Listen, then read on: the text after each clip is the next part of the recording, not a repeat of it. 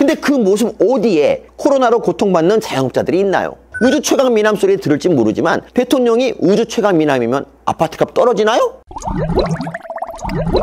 웃겨서 정권 찬탈. 안녕하세요, 빨대양 서민입니다. 송영길, 김두관, 이광재가 민주당 이재명 캠프 선대위원장직에서 사퇴했어요. 그래서 저쪽은 지금 어둠의 선대위원장 체제예요. 한준호, 이경, 고민정, 김남국. 아이고 남국아, 똥볼 좀 그만 차라. 아무튼 이런 애들 자살골 오지게 놓고 있습니다. 낙검수 김어준, 김용민은 그렇다 쳐. 이젠 조성은까지 나대고 다녀요. 후보가 아수라라고 이 캠프까지 지금 아수라판입니다. 그런데 이 아수라판 정리한다고 양정철이 합류한다는 얘기가 있어요. 이 문재인 대통령을 당선시키는데 일조한 사람이니까 뭔가 노하우가 있지 않겠냐 이런 건데, 그래도 안 돼. 왜냐? 이재명이 못생겼거든. 아, 이거 농담 아니에요. 이제 인정할 거 인정합시다. 문재인 대통령 얼굴 마담이잖아. 문재인 대통령 재임하는 동안 참 희한한 일이 벌어졌어요. 민주당 지지율은 낮은데 이 대통령 지지율은 높아. 정권교체 여론은 60%인데 대통령 지지율은 40%야. 이거 아니 희한해? 동그란 네모, 따뜻한 얼음, 뭐 이런 형용 모순이잖아요. 대체 왜 이렇게 말도 안 되는 일이 벌어지는 걸까요? 그제 국민과의 대화에서도 그랬지만 문재인 대통령 국정 내내 이 뜬구름 잡는 소리가 주특기였어요. 심각한 국정 이슈가 있으면 대통령이 교통정리를 한다든가 뭐 책임을 진다든가 해결책을 낸다든가 이러는 거 봤어? 안 합니다. 그럼 뭐 하냐? 해외에 나가서 이 화보 찍죠. 또는 뻔한 행사에 가서 아동학대를 지릅시다. 환경을 보호합시다. 대한민국은 세계 10대 선진국입니다. 뭐 이딴 하나만한 소리만 해요. 이게 문재인 대통령이 무능해서일까요? 물론 무능하기도 해. 근데 그 이유만이 아니야. 이게 민주당의 20년 집권 플랜입니다. 다 그 플랜 아래 하고 있는 일이에요. 이 플랜은 어떻게 작동하냐면요. 국정 최고 책임자인 대통령은 뭘 하든지 이 욕을 먹을 수밖에 없는 자리잖아요. 예를 들면 작년에 검찰개혁. 그거 문재인 대통령 책임이잖아. 근데 욕먹은 사람은 누구죠? 추미애입니다. 박범계고요. 부동산 실패? 문재인 대통령보다 김수현 정책실장이랑 김현미 국토부 장관이 욕 더 먹었어. 똥물이 튈 때 정권 수반이 아니라 다른 사람이 똥물을 대신 뒤집어 쓰는 거죠. 대통령은 똥물이 튈 자리에 아예 가질 않아. 그림 좋고 이미지 뽀샤시한 데 가서 하나만한 뜬구름 잡는 소리만 하지. 그럼 어떻게 될까요? 민주당 지지율은 떨어지고 정권 교체 여론은 올라가도 대통령 지지율은 안 떨어져. 왜? 대통령이랑 정치를 분리시켜 버렸거든요. 대통령은 그냥 얼굴 마담인 거예요. 얼굴 마담 조건이 뭡니까? 잘생겨야지, 멋있어야지. 우리 문 대통령 솔까말 잘생겼잖아. 사진빨, 화면빨 좋잖아.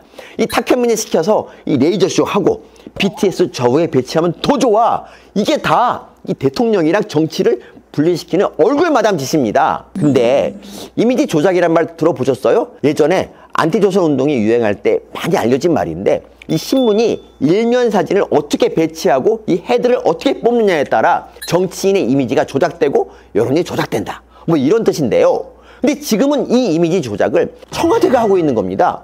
얼굴 마담 내세워서 이 정치를 판타지로 만들어 버렸어요. 이 똥물 튀는 현실은 사라져버린 거죠. BTS 데리고 유행 가서 화보 찍으면 멋있죠. 국격 올라가는 것 같고 뿌듯하죠. 근데 그 모습 어디에 코로나로 고통받는 자영업자들이 있나요? 우주 최강 미남 소리 들을지 모르지만 대통령이 우주 최강 미남이면 아파트값 떨어지나요? 백신 없어서 국민들 아우성 칠 땐 절대 안 나타나고 모더나 회장이랑 이 전화 통화할 때는 나타나죠?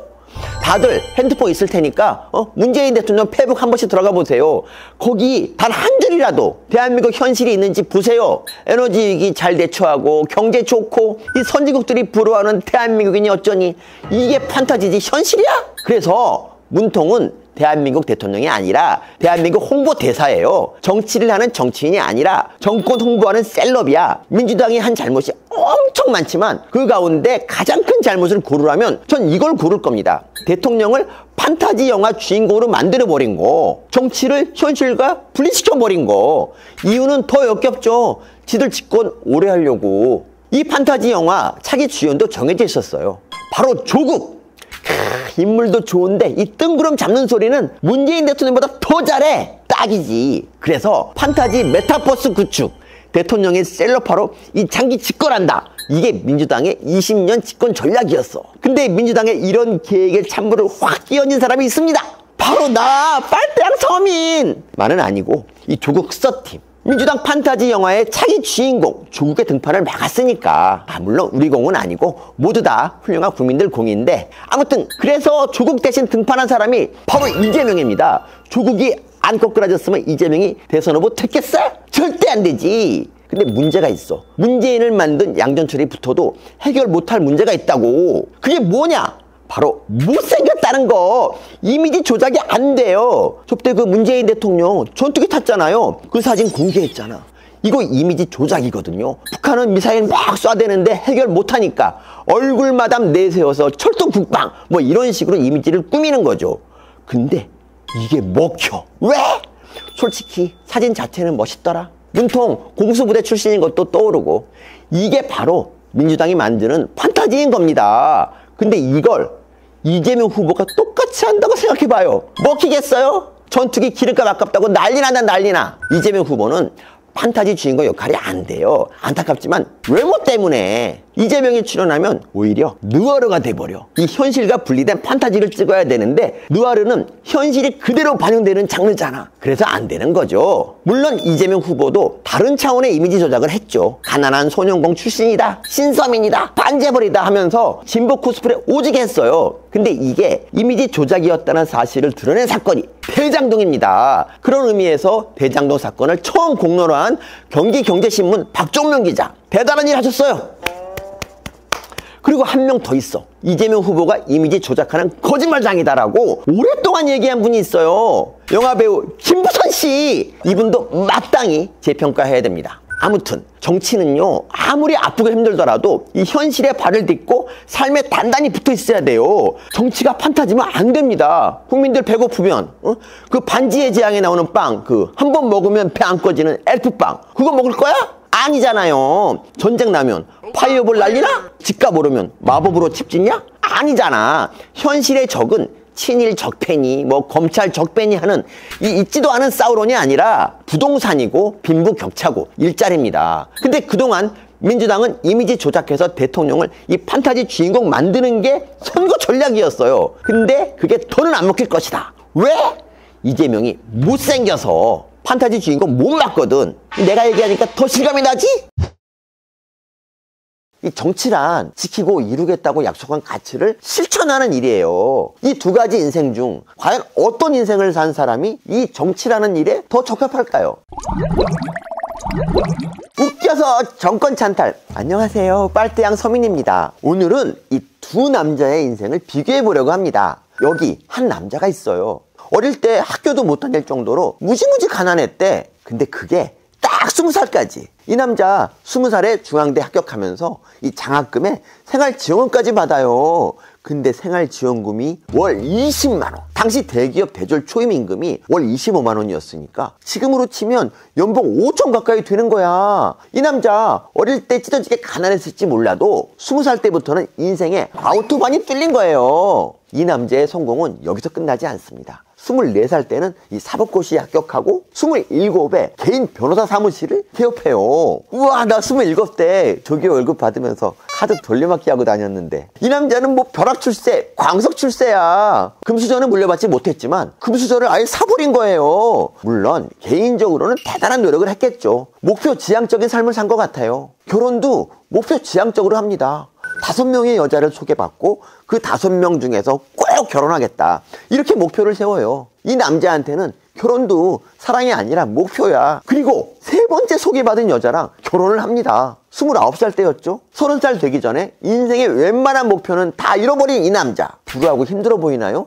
여기 또 한 명의 남자가 있습니다. 금수저까지는 아니어도 뭐 넉넉한 집안에서 나고 자라서 법대에 들어갑니다. 앞에서 말한 남자가 연봉 5천씩 벌던 20살 시절, 이 남자는 학교 모의 재판에서 전두환한테 무기징역을 때려버려요. 이 일로 강원도로 도망가고요.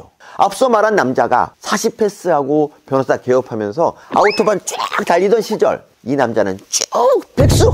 사실 낭인이었어요. 인생의 쓴맛을 저절히 봤죠. 결혼도 이 퀘스트 해결하듯 해결해버린 앞의 남자랑은 달리 이 남자는 이 출세가 인생의 목표가 아니었나 봐요. 친구 관계 끊고 막 머리 싸매고 공부에도 모자랄 판에 일찍 결혼한 친구들 애도 봐주고, 자기는 변변한 연애도 못했으면서 속이 좋나 봐? 친구들 집에 상이 나면 또 가서 장례식장도 지켜주고 그랬대요. 그리고 32살이 되어서야 사시에 합격해 직장 생활을 시작합니다. 이 남자 금수저로 태어나 팔자 좋아 보이나요? 맞습니다. 이거 이재명과 윤석열의 인생입니다. 결혼도 달성해야 할 목표였던 이재명의 다음 목표는 뭐였을까요? 정치였을까요? 이후 이재명은 인권 변호사를 했다고 주장합니다. 그런데 이재명한테 무료로 인권 변론 받았다는 사람은 찾기가 힘들어. 착수금 3천 받고 변호했던 철거민들은 자기가 성남시장 되고 나서 오히려 고소를 해버렸어요. 이건 2010년 성남시장에 출마했던 이재명의 선거 공보물이에요. 민변 변호사, 성남 참여연대에서 활동했다고 적혀있죠? 근데 2014년 성남시 의회 정기영 의원이 기자회견을 한 적이 있어요. 자신이 회장으로 있던 이 장애인 단체에서 이재명이 허위 봉사활동서를 받아갔다고. 인권 변호사 되려고 민변에 제출할 용도였대요. 또 성남 참여연대라고 하니까 마치 참여연대에서 활동한 것 같은데 성남 참여연대라는 단체는 없어. 이재명이 활동한 단체는 성남 참여 자치시민연대죠. 근데도 이 사람들 오해하게 참여연대라고 적어놨어. 자기가 활동한 단체가 창피했던 걸까요? 아니면 참여연대라는 간판이 필요했던 걸까요? 이 사람한테는 모든 게 목표를 이루기 위한 수단에 불과해 보여요. 이재명은 IMF 때 주식 투자로 크게 실패한 적이 있다고 말했죠. 그리고 2006년, 2008년 두 번이나 이 선거에서 낙선합니다. 돈을 크게 까먹었겠죠? 근데도 2010년 성남시장 당선될 때 재산이 18억이었어요. 같은 인권 변호사였던 문재인 대통령과 비교해봅시다. 문 대통령 국회의원 됐을 때 재산이 12억이었습니다. 변호사를 훨씬 더 오래 하고 이 선거에 낙선한 적도 없는데도 12억이었어요. 이재명이 어떤 인권 변호 활동을 했는지는 모르겠지만 조폭 변론하고 흉악범 변호한 사실은 많이 알려져 있죠? 1994년 윤석열은 검사가 됩니다. 많이 알려지지 않았는데 1999년 검사 5년차 윤석열은 당시 김대중 정부 경찰 실세였던 박희원 경찰청 정보국장을 뇌물수수로 구속해버립니다. 이 미친놈이지. 아니 승진 안 할 거야? 그래서 문재인 정부가 윤석열을 검찰총장으로 임명하라고 할 때 이때 일을 기억하고 있는 이 박지원이 말렸답니다. 당신들 죽을 수 있으니까 임명하지 말라고. 근데도 윤석열은 이 자기 출세에 도움 안 되는 짓을 계속해요. 노무현 대통령 때는 노통 최측근이었던 안희정 강금원 구속시켜버렸죠. 이명박 대통령 때는 이명박 대통령 친형 이상득 의원 구속시켰어요. 박근혜 대통령 때는 국정원 댓글 조작 수사하다가 평검사로 좌천까지 당했습니다. 이번 정부 들어서도 마찬가지죠. 조국, 울산시장 선거 개입, 월성 원정 경제성 조작 같은 거 눈치 안 보고 수사했어요. 이러니 당연히 재산도 못 모으죠. 2012년 윤석열 결혼할 때 재산은 2천만 원. 지금도 자기 재산은 2억인가 밖에 안 돼요. 나머지는 다 처가 재산이죠. 어릴 때 가난했지만 20살 때부터 승승장구한 이재명. 이재명이 이처럼 성공할 수 있었던 이유는 뭘까요? 지금도 그 특징이 드러나고 있어요. 자기한테 이득만 된다면 무엇이든지 하는 거죠. 전두환 비석 밟다가 전두환 칭찬하고 국토보유세 한다고 했다가 불리할 것 같으니까 철회하고, 조국 수호하다가 지지율 안 오르니까 조국 비판하고, 자기 가난, 자기 형의 잘린 다리, 자기 부부관계도 다 자신을 위해 이용해요. 이게 바로 이재명이 어린 나이에 성공한 이유일지 몰라요. 모든 판단과 행동이 철저하게 자기 이득하고 관련돼 있거든요. 지켜야 할 가치란 오직 자기 자신밖에 없는 거죠. 반면에 유복하게 자랐지만 타협하지 않은 윤석열, 자기 이득을 따지지 않습니다. 손해를 보더라도 해야 할 일, 지켜야 할 원칙을 지키는 삶을 살았어요. 이준석이랑 당내 갈등이 생겼을 때도 이재명이라면 순식간에 품어 안았을 겁니다. 지지율 오를 테니까. 하지만 윤석열은 이 일도 오래 걸립니다. 당장의 지지율보다 더 중요하게 따져봐야 할 것들이 있으니까요. 우리는 정치인을 뽑잖아요. 이 정치란 지키고 이루겠다고 약속한 가치를 실천하는 일이에요. 이 두 가지 인생 중 과연 어떤 인생을 산 사람이 이 정치라는 일에 더 적합할까요? 그리고 자꾸 가난파리, 서민 코스프레 하는데 이재명은 20살 때부터 성공한 인생이에요. 철거민들, 장애인들 성남시청에 찾아왔을 때 청내 질서유지가 왜 이 모양이야? 와, 우리 보는데 바로 행정개혁 빠지는 도대체 거네요. 뭐 하는 거야? 행정국장 어디 갔어? 고소하고 쫓아내는 거 보세요. 가난한 사람들, 힘없는 사람들을 진심으로 이해한다면 과연 그럴 수 있었을까요? 윤석열은 2002년 검사를 관두고 잘 나가는 법무법인으로 옮겼다가 1년 만에 다시 검사로 돌아옵니다. 그 이유가 가관이에요. 검찰청에 불어터진 짜장면 냄새가 그리워서래요. 고액 연봉 받으면서 스테이크 써는 것보다 이 원칙을 지키면서 짜장면 먹는 게 더 좋은 사람인 거죠. 둘 다 서민은 아닐지 모르지만 누가 더 서민을 잘 이해할 수 있을까요? 답 어렵지 않죠? 안녕하세요 청자 여러분. 매주 찾아오는 풍자 라디오 기생충의 아침, 저는 MC 서민입니다. 안녕하세요, 고작가입니다. 네, 소개해줘야지. 맨날 이렇게 껴들어. 제가 MC니까 소개하면 그때 오세요. 시끄러, 내 프로야. 제 소개를 하겠습니다. 젊었을 때는 제비, 나이 먹고는 하레비. 하지만 마음만은 아직도 BTS V.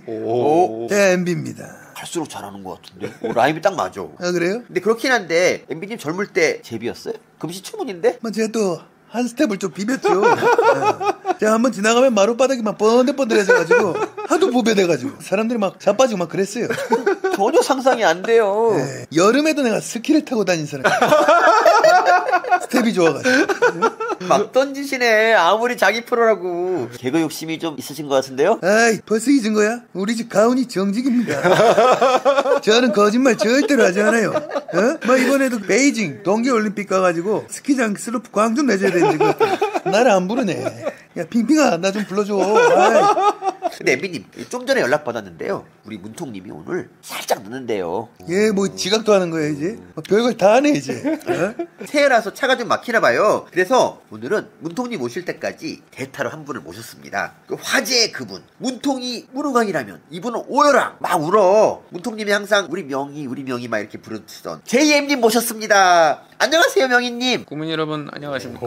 성남의 명이었다가 경기동의 명이었다가 이제 전국구의 명이가 되고 싶은 여러분의 명입니다. 와, 준비 많이 했어, 드립. 야, 진짜 명이다. 아니 속고만 사셨어요? 아무튼 이런 보잘것없는 자리에 저를 불러주셔서 감사한데요. 유튜브가 경쟁자가 참 많지 않습니까? 배승희 변호사 비롯해서 라이벌이 많습니다. 그런 유튜버들 위해서 제가 매달 100만 원씩 기본소득을 제가 준비했어요. 100만 원? 아니, 누구 만나기만 하면 돈 준다 그러는데 유튜브한테도 이제 돈을 줘요? 아니 유튜버들 다 투표권이 있으니까. 아니 20대 지지율 빠지니까 20대한테도 100만 원 준다고 하고 예술가 만나더니 예술가한테 돈 준다고 하고 그 돈 다 어디서 납니까? 본인 돈 아니잖아요. 근데 내가 오늘 이 양반 처음 보는데 명희가 키가 별로 안 크네. 짧아. 명희 짧아. 오, 이거 드립 좋다. 명이 짧다고요? MB님이 제가 지금 디스하신 것 같은데 그럼 이번에 제가 재소자들한테도 월 100만 원씩 화끈하게 지원하겠습니다. 재소자도 투표권 있나? 죄송한데 주차관리실에서 연락 왔는데요. 명희님 차 좀 빼주시라고 지금 연락 왔는데요. 그래요? 제가 그러면은 이제 주차관리 요원들한테도 월 100만 원씩 제가 지급하겠습니다. 와, 쩐다. 아이, 뭔 소리야 이게. 돈 주면 다야 이게? 개소리야 이거. 개소리요? 그러면 이제 제가 강아지들한테도 100만 원씩 지급하도록 하겠습니다. 아이고, 늦어서 죄송합니다. 저 대통령 오셨네요. 아니, 우리 명이네? 내 잘 만났다. 정권 바뀌면 감옥 갈 사람이 네가 아니라고? 그럼 나란 얘기야? 네 홍군형을 확. 아니, 둘이서 싸우지 마시고요. 인사도 안 하고 왜 싸움부터 하세요? 대통령님, 그건 오해고요. 제가 말씀드리는 거는 전임 대통령들한테도 월 100만 원씩 드리겠다. 네가 안 줘도 연금 나와요. 그럼 무능한 사람한테 제가 월 100만 원씩 드리겠다. 이 자식을 그냥. 아유, 싸우지 마세요. 근데 명희님은 진짜 100만 원이 그냥 입에 붙으신 것 같아요, 거의. 야, 문통아, 명희 그냥 집에 보내. 우리 프로 컨셉이랑 안 맞아요. 여마, 너 이제 가. 명희님, 그냥 가시면 안 돼요? 다음에 또 불러주시죠. 또 불러주신 사람한테는 제가 월 100만 원씩. 빨리 가. 아주 그냥 호가 월 100이야, 월 100. 웃겨서 정권 찬탈 해야 되는데 웃겨서 정권 찬탈. 안녕하세요, 빨대양 서민입니다. 뭐가 도대체 이 배자 대비하고 관대하고 상냥하고 친절한 빨대양을 열받게 했냐? 뭐 있겠어? 이재명 경기도지사지, 형수지부터 대장동 지역화폐까지 다음 기회에 제가 야물딱지게 만져드리기로 하고, 오늘은 이 지사에 대해 다른 얘기를 해드릴게요. 이 장담하는데 이건 그동안 어떤 언론, 어떤 뉴스에서도 안 다뤘던 얘기입니다. 그리고 그 키워드는 바로 권순일. 권순일이 누구냐? 지난해 7월 대법원에서 이재명 지사 선거법 위반 사건 무죄 판결 내렸잖아요. 그 판결에 결정적인 역할을 한 사람이 바로 이 양반 권순일 대법관이에요. 지금은 퇴임했으니까 전 대법관인데 이 양반이 어떻게 결정적인 역할을 했나. 자, 이재명 지사 선거법 위반 사건부터 복귀해 봅시다.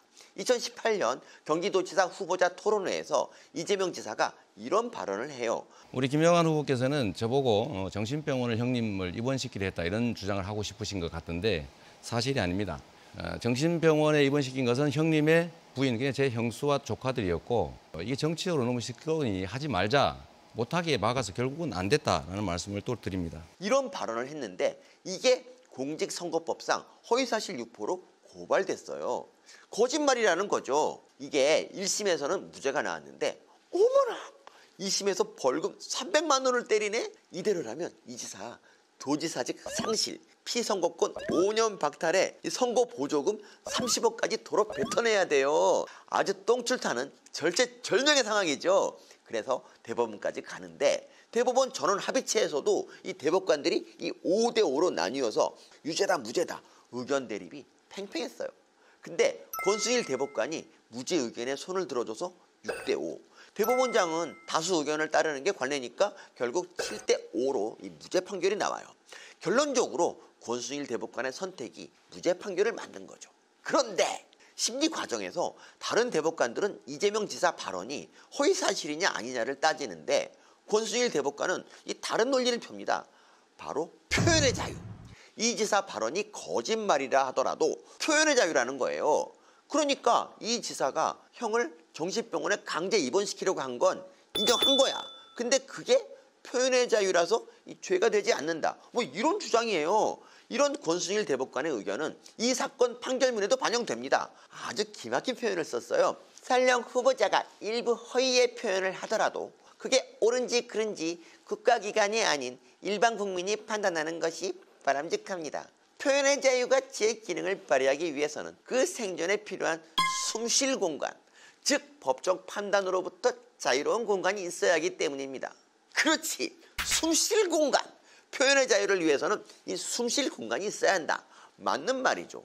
그런데 이 숨쉴 공간이라는 표현에 우리가 주목해야 합니다. 이 표현은 권순일 대법관이 만든 표현이 아니라 이 법리적으로 이 역사가 있는 표현이거든요.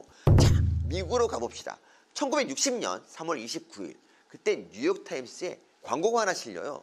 제목이 그들의 화난 목소리를 들어라. 인종차별에 항의하는 흑인 민권단체의 광고였어요. 근데 이 광고에 알라바마 경찰이 흑인들을 잔혹하게 탄압했다는 내용이 있었거든요.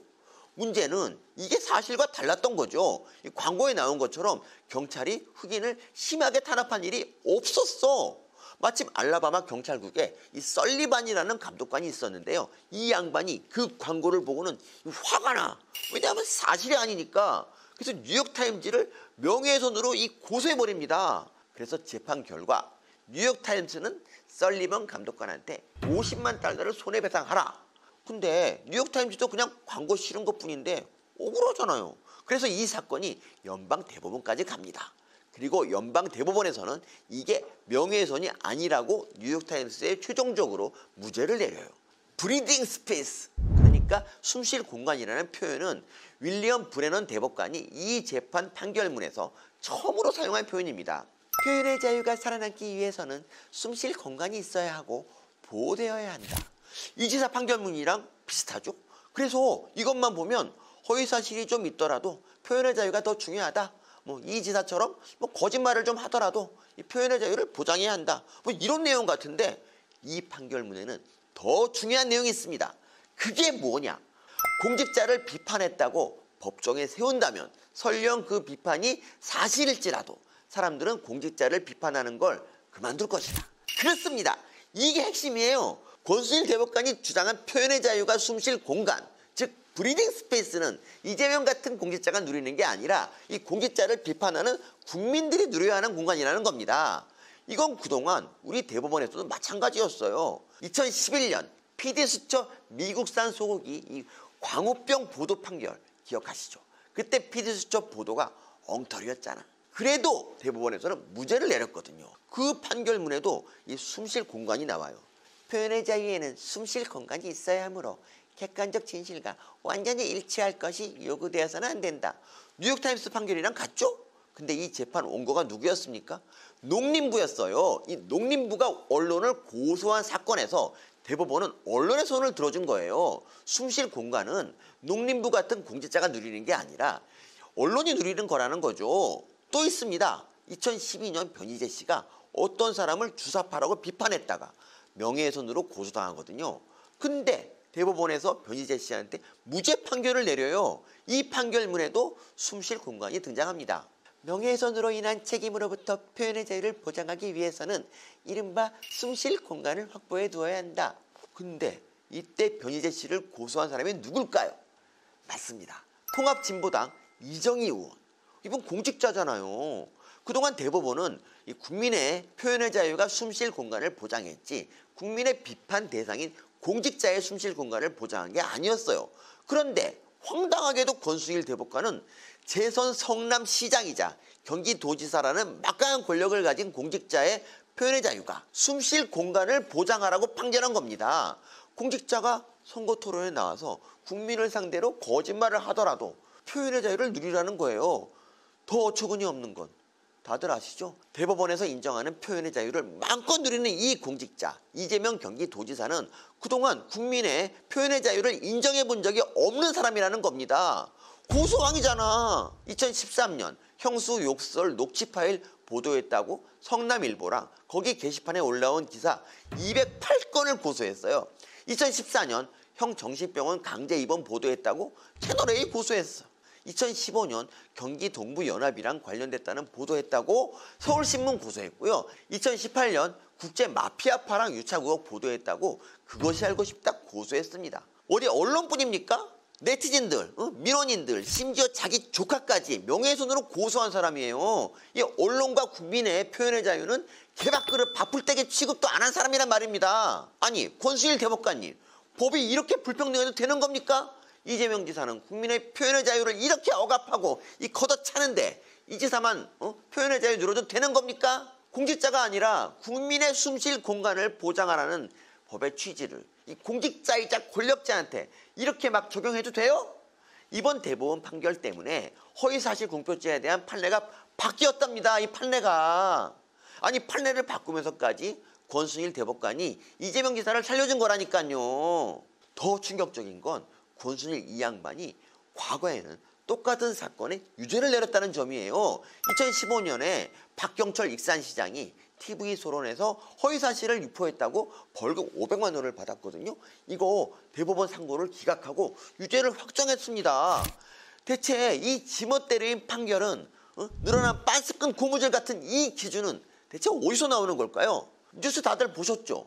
권순일 대법관 이 판결 내리고 딱 3개월 후부터 대장동 의혹의 핵심인 화천대유에서 월 1,500만 원씩 받으면서 고문 역할을 했답니다. 단순 고문료가 아니라 월급을 받았다는 보도도 있어요. 이게 만약 거래라면 우리 사법 시스템이 무너진 거예요. 나라 망한 징조죠. 이거 밝히려면 특검을 가야 되는데 이재명 지사는 특검 거부하고 있어요. 경기도도 자료 제출 거부가 있고요. 그러면서 자기는 떳떳하대. 말과 행동이 달라. 이 웃으면서 이 싸대기 때리는 스타일이야. 특검도 안 되고 국정조사도 힘들면 방법은 딱 하나. 급한 대로 이낙연 후보한테 SOS를 쳐야죠. 대장동 재판 거래 말고도 이재명 지사한테서 밝혀야 하는 심각한 의혹이 하나 있거든요. 이낙연 후보님 다음 민주당 경선 토론은 사우나에서 하자고 하세요. 저 민나 한번 봐줘요. 좀 구독과 좋아요 알림 설정으로 웃겨서 정권 찬탈. 웃겨서 정권 찬탈. 안녕하세요, 빨대양 서민입니다. 대장동, 백현동 이거 다 서민 재산 슈킹 사건인데요. 대장동은 원주민들 부동산 슈킹한 거고 백현동은 공공기관 부지, 그러니까 국민 재산을 슈킹한 거잖아요. 근데 이 슈킹으로 민주당 이재명 후보랑 연줄이 있는 사람들이 떼돈을 벌었어요. 이재명 후보 지지하는 30% 분들 부럽죠? 그래서 요즘 어떻게 이재명 후보랑 없는 인연이라도 만들까, 옷깃이라도 스칠까, 그래서 돈벼락 찬스를 잡을까 고민하는 분들이 그렇게 많대요. 이재명 후보랑 친해지려면 그분이 어떤 분인지 알아야겠죠? 그래서 오늘은 제가 이재명 후보를 지지하지만 이재명 후보를 잘 몰라서 어떻게 어떻게 연출 만들까 고민하는 이 풋내기 30% 분들한테 우리 이재명 전 성남시청 오야붕이시자 전 경기도청 대원수이시며 현 민주당 대선 후보님이 어떤 분인지 알려드릴게요. 지피지기면 백전불태 아니겠어요? 왜 자꾸 우리 이재명 후보 보고 오야붕 거리냐고요? 지금 경선 중인 야당 후보들 있잖아요. 이분들은 이번 정부 때 늘어난 공무원 숫자를 줄이겠다고 하고 있어요. 근데 우리 이재명 오야붕님은 식당 숫자를 줄이겠답니다. 민생을 바라보는 클래스 차이가 확실히 느껴지죠? 근데도 민주당 사람들은 아무런 비판을 안 해. 이거 왜 그럴까요? 조폭 조직원이랑 오야붕 관계니까 그렇지. 오야붕이 한마디 하는데 어떻게 조폭 따까리들이 비판을 합니까? 그러니까 제가 오야붕 거린다고 국제 마피아파 같은 거 떠올리면 안 돼요. 아무 상관없어. 이건 민주당을 비유하는 거예요. 어쨌든 이재명 후보를 지지하는 30% 분들, 오늘 이 방송 잘 보면 우리 이 오야붕님 비위 잘 맞추는 훌륭한 조직 따까리 될 수 있어요. 운 좋아서 콩고물이라도 떨어지면 대장동 백현동처럼 떼돈 벌지도 몰라. 특히 우리 이재명 오야붕님을 옆에서 보자는 낭구가 오늘 형 말 잘 들어라. 너 내 말 잘 들으면 너 넘버2로 한 방에 올라선다. 너도 수익률 2000% 수천억 콩고물 묻힐 수 있어. 너 비트코인으로 돈도 많이 잃었다며. 누군가를 좋아한다면 그 사람이 뭘 좋아하는지도 알아야겠죠? 우리 이재명 전 성남시청 오야붕이자 전 경기도청 대원수님이시고 현 민주당 대선 후보님이 가장 좋아하는 건 날로 먹는 거예요. 전직 대통령들, 노무현, 이명박, 박근혜 같은 분들 정치하기 전에 뭐 했는지 다들 아시죠? 근데 우리 이재명 후보가 뭐 했는지는 뭐 변호사를 했다는 것 같은데 정확히 모르시잖아. 그게 다 날로 먹었기 때문이에요. 우리 이재명 후보가 성남시청 오야붕 먹기 전인 2009년 언론 보도 하나 볼게요. 화제의 법조인 요미우리의 정정보도 손배소송 이재명 변호사. 봐요. 화제의 법조인이래. 맞아요. 성남시장 되기 바로 1년 전까지는 듣보잡이었거든요. 근데 이 사건을 맡으면서 나름 네임드가 됩니다. 이 사건이 무슨 사건이냐면요, MB의 직원 조기. 그러니까 지금은 곤란하다. 조금만 기다려달라. 기억나시죠? 일본이 교과서에 독도를 표기한다고 하니까 MB가 이렇게 말했다고 요미우리 신문이 보도했잖아요. 그걸 네티즌들이 고소를 했는데 그 재판 변호사 해준 겁니다. 그래서 이렇게 뉴스에도 뜨고 이름을 알렸죠. 보통의 인권 변호사들은 이렇게 이름이 쫙 알려지면 책임감이 생겨서 사건을 쭉 맞지 않습니까? 근데 우리 이재명 후보님은 달라. 이름 알렸으니까 곧장 다음 스텝 밟습니다. 그래요. 성남시장 출마하세요. 그래서 너무 바빠서 이 재판 변호를 관둬. 이름 알려서 단물 다 빨았으니까 짤데없이 버리는 거지. 가천대에서 학위 땄으면서 논문 표절 얘기 나오니까 그깟 이름 없는 대학 뭐 이러면서 버리는 거랑 똑같습니다. 저는 중앙대학교를 졸업했고 사법시험을 합격한 변호사인데 제가 무슨 어디 이름도 잘 모르는 대학에 석사 학위가 필요하겠습니까? 단물 다 빨면 버린다. 시크하죠? 근데 요미우리 신문을 고소한 네티즌들은 공경에 빠집니다. 재판은 진행 중인데 이재명 후보님이 사임해버려서 변호사가 없어. 이민석 변호사라는 분이 이 소식을 듣고 너무 안타까워서 무료로 변론 준비 서면을 작성해서 원고인들한테 전달합니다. 이거로라도 재판 진행하라는 거죠. 그런데 2010년 3월 뜬금없이 기사가 하나 나와요. MB 기다려달라 발언은 사실이었다. MB 직원조기 발언이 사실이었대요. 그래서 이 사건에 대한 국민들 관심이 폭발합니다. 이게 뭔 뜻일까요? 맞아요. 이 재판 단물이 아직 덜 빠졌다는 얘기지. 더군다나 3개월 후에 성남시장 선거까지 있어요. 그럼 어떻게 할까요? 뭘 어떻게 해? 얼른 다시 주워서 빨아야지. 그래서 우리 이재명 후보님 다시 변론을 맡습니다. 이랬다 저랬다 이 장난꾸러기. 근데 우리 이 후보님이 변론을 어떻게 준비할까요? 네, 여러분 예상대로 이민석 변호사가 준비한 서면, 이게 총 10장짜리인데 거기다 문장 5개 추가해서 퉁칩니다. 그래서 어떤 언론은 심지어 도용이라는 표현까지 써요. 사건 맡아서 유권자 관심은 챙기면서도 한 일은 한 개도 없는 거죠. 이런 걸 전문용어로 뭐라고 그러죠? 그래요, 날로 먹었다. 회쳐도 쳤다. 우리 이재명 오야붕 대원수님은 자기 이름을 알린 경력을 처음부터 날로 드신 거예요. 대단하죠? 그러니까 낭구가 오야붕 식사 생길 때 밥 드리지 마. 생쌀 드려. 날로 드시는 거 좋아한다니까. 형 믿어라 낭구가. 내 말대로 하면 넌 그냥 한 방에 조직 넘버 2다. 알았지 낭구가? 생쌀이다. 사시미 몇 점 추가하면 더 좋다.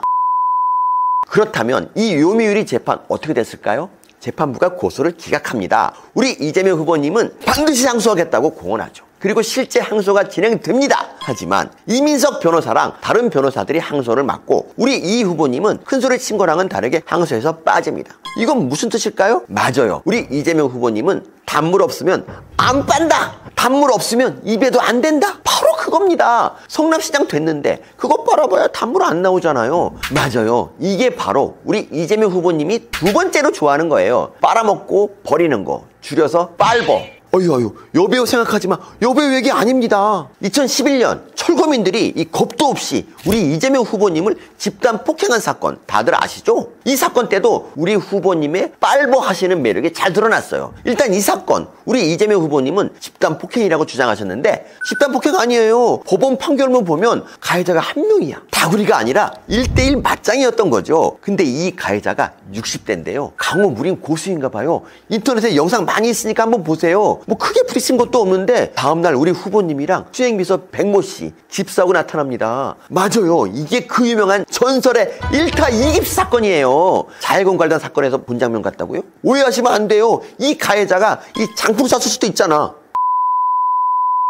근데 더 놀라운 사실, 우리 이재명 후보님께 장풍 쏜 이 철거민들 있잖아요. 우리 후보님이 성남시장 오야붕 먹기 전인 2007년 변호해준 사람들이에요. 이분들이 판교 개발 당시 철거민들이었는데 보상을 못 받았어. 그래서 LH에 아파트 입주권을 달라고 소송을 하는데 이 소송 변호사가 우리 이재명 후보님이셨거든요. 근데 재판에서 집니다. 왜 졌는지 우리 후보님이 나중에 시장 되고 나서 하신 말씀을 직접 들어보자고요. 성남시가 촬영 보관한 항공사진상 고시 당시 집이 없다. 즉 개발 고시 후에 지었다는 것이 밝혀지자 이들은 성남시가 항공사진을 조작했다고 주장하며 온갖 방법을 다 동원했으나 이 조작 주장은 인정되지 않았습니다. 그러니까 이 항공사진 증거가 나와서 어쩔 수 없이 졌다.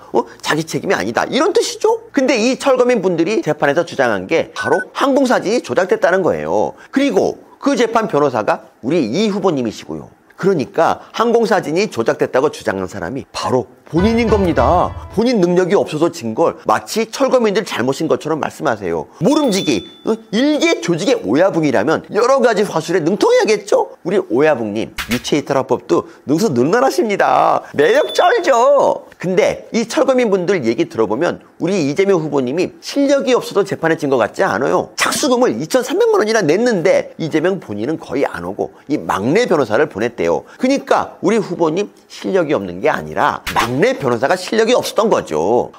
인권 변호사 쳤으니까 무료 변론한 거 아니냐고요? 아니 형수한테도 욕하고 사는 살벌한 세상에 공짜가 어딨어요. 챙길 건 챙겨야지. 근데도 이 순진한 철거민 분들 우리 이재명 후보님이 성남시장 되면 보상받을 수 있을까 싶어서 세상에 선거운동까지 적극 도왔답니다. 근데 결과는 아시다시피 1타 2깁스. 법원 판결에 뚜렷이 나오듯이 한 명이랑 마찰이 있었던 걸 우리 이 후보님 11명이 자기 집단 폭행한 거라면서 기수 쳐버린 거예요. 자기가 변호했던 사람들은 약자를 가장한 폭력 집단, 철저한 사정 기획하에 현직 시장을 폭행한 사람들 이렇게 매도하면서요. 변호사비 내고 선고 돕고 단물이란 단물은 쫙 빨린 철거민 분들 버림당한 거죠. 보셨죠? 우리 이재명 전 성남시청 오야붕이자 전 경기도청 대원수 현 민주당 대선 후보님은 이렇게 빨고 버리는 걸 좋아하세요. 대장동 사건에서도 이런 우리 후보님 매력 다 드러나잖아요. 단군 이래 최대 공익 환수라고 그렇게 단물 빨더니 사건 실체가 드러나니까 대장동 불로소득 환수하겠다. 짤없이 버립니다. 아무튼 이재명 오야붕님과 친해지고 싶으신 분들은 이런 빨뻐거리 한번 쫙 빨고 뒤탈 없이 버릴 수 있는 거 이런 거 준비하시면 좋은 인연 만들 수 있어요. 그리고 유동규! 너 임마 너도 단물 있는 척해. 단물 빠진 거 들키면 너도 짤없이 버림당해.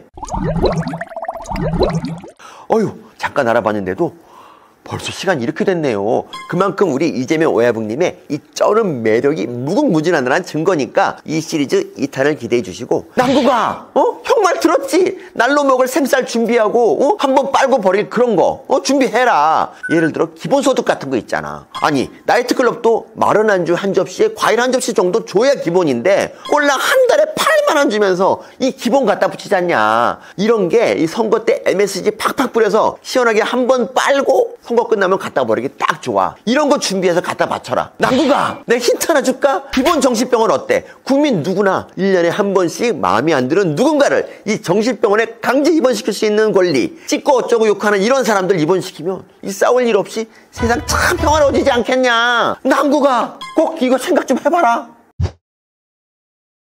놀랍게도 이때도 김모 씨를 변호한 사람이 또 이재명 후보였어요.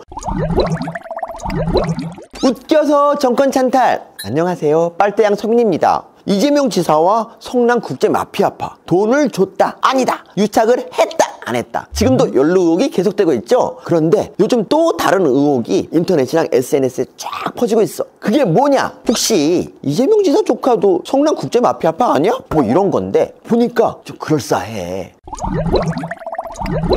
사실 이재명 후보는 자기 조카가 성남 국제 마피아파라고 실토한 적이 있어요.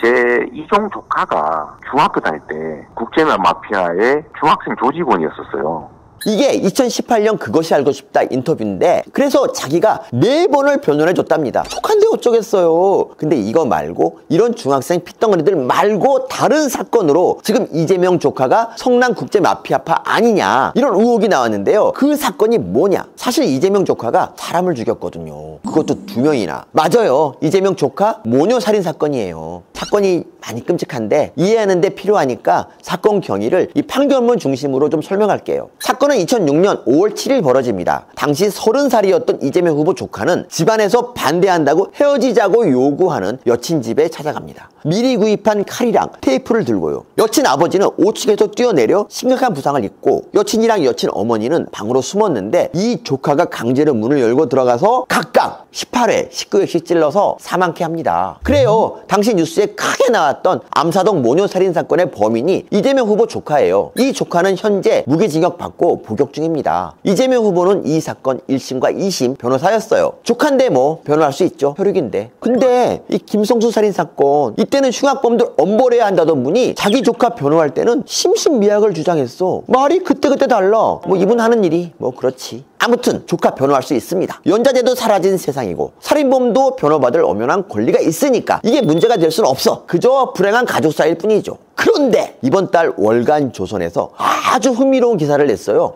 성남 국제 마피아파를 이 탄생부터 현재까지 심층 취재한 기사인데요. 이거 원문 그대로 봐야 합니다. 제가 읽어드릴게요. 한 가지 주목할 점은 당시 국제 마피아파에서 칼을 제일 잘 쓰는 에이스가 있었는데, 그는 2006년 여성 2명을 칼로 수십 차례 찔러 죽이는 잔혹한 범죄를 저질러 현재 무기징역을 살고 있다. 2006년에 여성 2명을 칼로 국제 마피아파 에이스?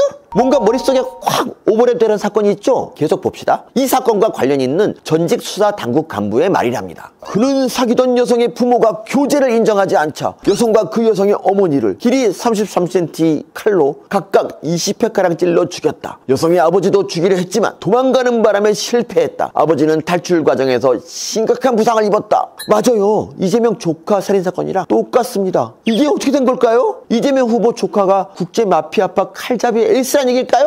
궁금하시죠? 그래서 월간조선이 친절하게 한 줄 더 추가해놨습니다. 이 사건으로 국제 마피아파 최고 칼잡이는 덕제 19파와의 칼부림 전쟁에 함께하지 못했다. 잔혹한 살인사건의 주인공은 성남에서 활동한 유력 인사의 조카라고 덧붙였다.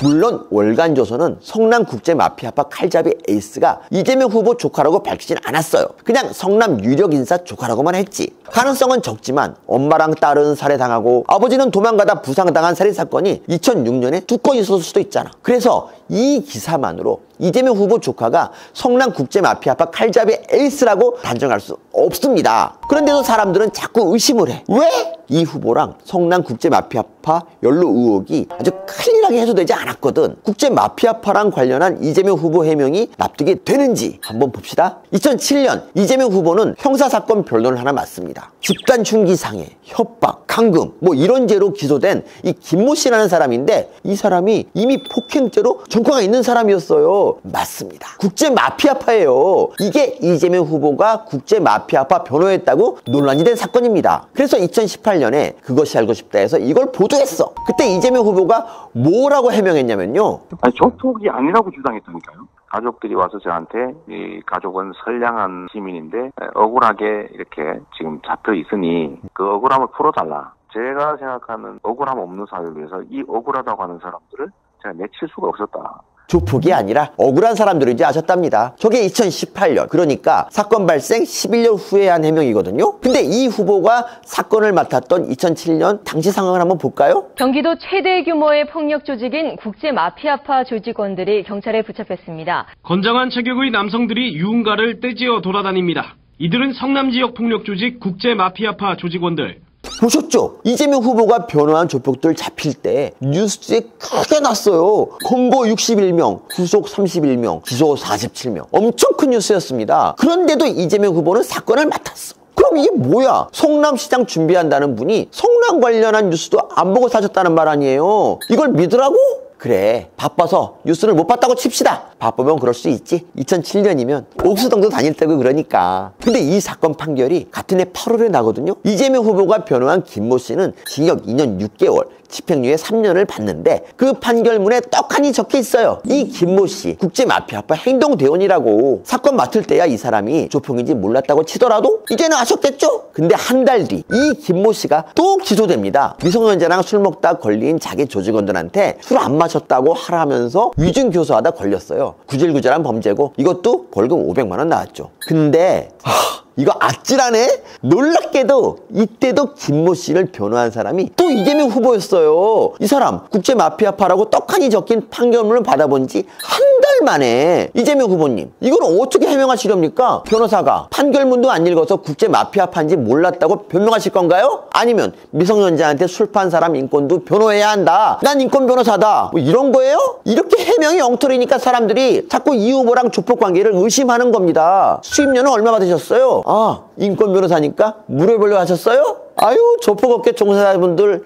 좋겠다. 조폭 인권 보호하시는 분이 여당 대선 후보라서 형님들 더 이상 음지에 숨을 필요 없어. 나와서 같이 활동도 하고 좀 해. 그런데 실제로 했어. 성남에 무허가 경비업체 특별경호단이라고 있는데 2007년에 얘네가 성남 조폭들 43명 데리고 남의 사무실 쳐들어가서 거기 직원들 막 두드려 팬 적 있어요. 이권 뺏으려고. 이 폭력에 가담했다가 집행유예 1년 받은 김모 씨라는 분이 있는데요. 이분 이재명 후보 8년간 수행 비서였습니다. 2018년부터는 5급 의전 비서였대요. 이재명 후보랑 같이 활동한 거죠. 이 사건을 벌인 무허가 경비업체 특별경호단 대표 이모 씨, 이분은 집행유예 2년 받았는데 이분 2010년이랑 14년 지방선거 때 이재명 후보 선거 수행 업무를 맡습니다. 이뿐이 아니에요. 이재명 후보가 성남시장에 당선된 2달 뒤인 2010년 8월에는 성남 새싹지킴이라는 단체를 만들어서 자기가 단장을 맡아요. 애들 등하교를 보호한다는 단체인데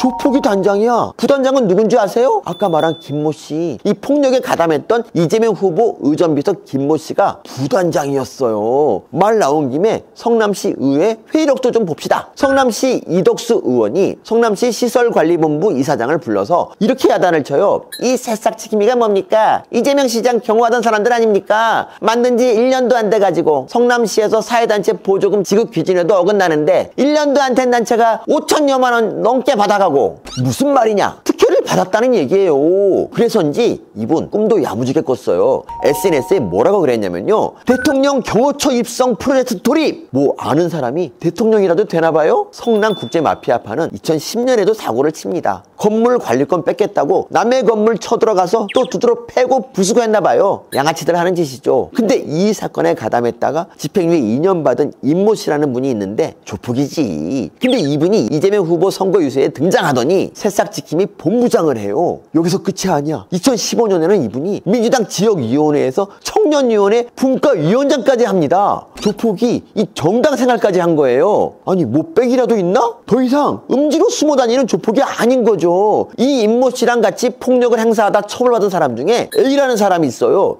역시 조폭이지. 근데 이분도 음지로 다니지 않습니다. 민주당 사람들한테 엄청 비비고 다녔어요. 봐요, 은수미 시장 표정 좋죠. 이재명 후보 광화문에서 단식할 때는 나와서 경호도 했대요. 이분은 김병관 민주당 전 성남시 의원인데 보기 좋네. 그리고 결정적으로 이 A씨는 2007년, 그러니까 성남국제마피아파 61명이 검거될 때 그때 같이 검거된 사람이에요. 이재명 후보가 변호해준 조폭이랑 공동 피고인이었던 거지. 그런데 그때 공동 피고인 중에 유명한 사람이 한 명 더 있어. 그 사람이 누구냐? 지금 이재명 후보랑 연루됐다고 논란이 되고 있는 바로 이준석 코마트레이드 대표입니다. 이렇게 조폭들이랑 얽히고 설킨 과거들이 있는데 이재명 후보는 그냥 모른다. 이제는 인연을 끊었다. 조폭인지 몰랐다. 이딴 해명뿐이에요. 이거 조폭들한테 좋은 시그널 주시는 것 같은데? 오늘도 전국의 뒷골목에서 나발이 관리하느라 공사 다망하신 조폭 형님들도 그냥 숨지 말고 나오세요. 국제 마피아파처럼 당당하게 하세요. 당당하게. 너희 시장 분당 살게. 내가 너희 시장 경호도 하고 민주당 위원장도 하고 다 했어. 이렇게 당당하게. 그러다 문제 생기면 어떡하냐고요? 에이 형님들, 김어준 있잖아. 김어준 뉴스공장에 나가면 다 해결돼. 그러니까 당당하게 하세요. 당당하게. 혹시 알아? 대통령 경호실에 취업할지. 형님들 파이팅. 웃겨서 야권 교체. 안녕하세요. 점점 쌍수가 자리 잡은 빨대양 서민입니다. 오늘은 희소식으로 시작합니다. 우리나라 겨울 가뭄이 심하죠?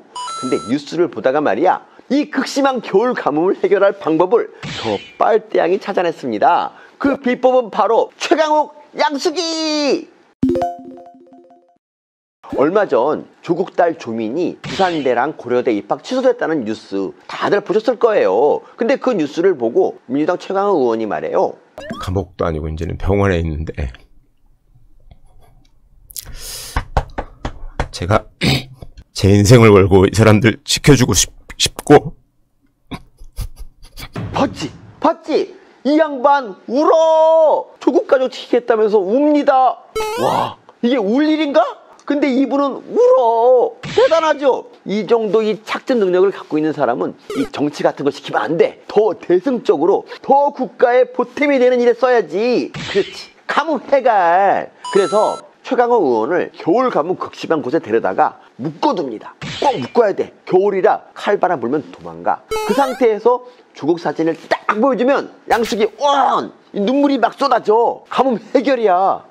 눈물이 좀 마른다? 그럼 사진을 바꾸는 거지. 정경심 사진으로. 그러면 또 양숙이 부스터. 눈물이 그냥 봄물 터지듯 콸콸 쏟아져요. 그러다가 또 시들하면 다시 조민 사진 딱 보여주고, 이렇게 메들리로 조국 가족 사진 보여주면 그 지역 가뭄이 아니라 홍수 걱정해야 돼.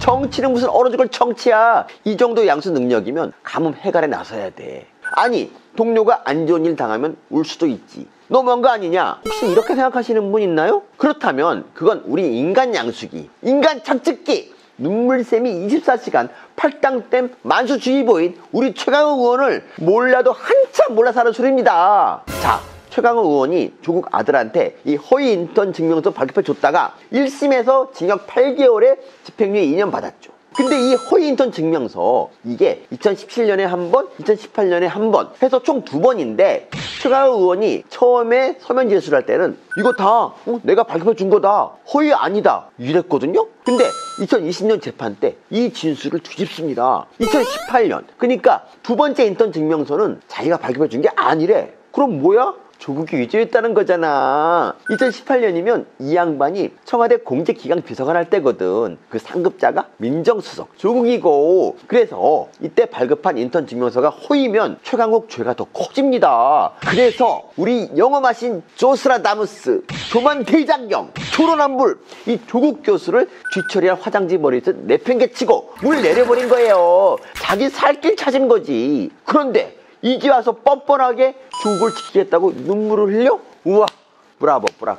존경스럽습니다. 이 두꺼운 낯짝, 이 감쪽 같은 연기력, 이 가공할 착즙 능력, 이 삼박자가 합을 이룬 정말 최고의 양숙이에요. 이분이랑 호프집 가면 이 마른 오징어가 물오징어 된다는 소문이 있어. 이 마른 오징어에서도 물 짜내거든. 이 사하라 사막도 꽃 피웁니다. 그러니까 최 의원님, 정치 그만하고 생산적인 일, 지구 가뭄 해갈 이런 일을 하세요. 조국 사진은 제가 준비해 드릴게요. 이 조국 철봉 사진, 그 앙상한 팔다리 보면 지구 해수면이 올라갈지 몰라. 너무 울어서.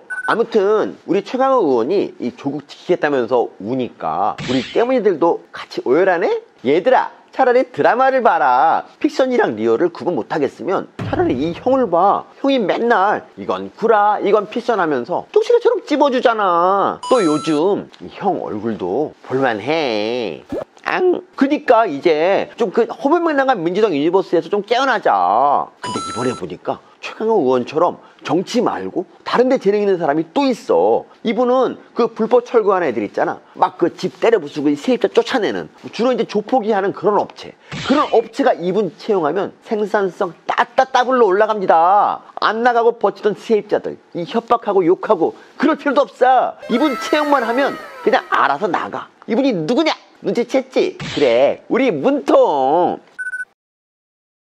그렇습니다. 김호수 검찰총장까지 사표를 냈어요. 사표가 수리될지는 아직 모르겠지만 이 검사직 최고영예, 이 검사의 최고봉, 이 모든 검사들이 평생을 바쳐서 오르려고 애쓰는 자리, 그 자리가 바로 검찰총장인데 벌써 2명째죠? 검찰총장이 자기가 하기 싫다고 제 손으로 사표를 쓴 겁니다. 와, 우리 문통 퇴출 능력 기가 막히죠? 이 능력 썩히면 됩니까?